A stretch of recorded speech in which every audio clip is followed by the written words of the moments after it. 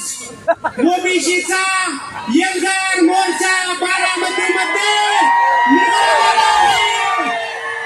या राज्यातल्या प्रस्थापित मंडळीला माझा इशारा आहे की तुम्ही जरांगेला वेगळा न्याय देता आणि माझ्या बहुजन समाज ओबीसी समाज लोकांना तुम्ही वेगळा न्याय का देता, हा माझा सवाल या राज्याचे मुख्यमंत्री देवाभाऊ यांना आहे. आणि दुसरा माझा त्यांचा सहकारी अजित दादा यांना आहे की तुम्ही ओबीसीच्या आरक्षणाचा तुम्ही एकही शब्द कुठं मीडिया पुढं बोलला का नाही.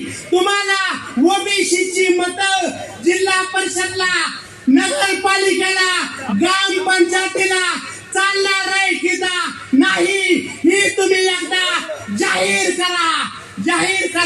दादा तुम्ही जर भूमिका साधी नाही केली तर तुम्हाला येणारा काळ या बारामतीमध्ये तुम्हाला जनता घरी बसवल्याशिवाय राहणार नाही.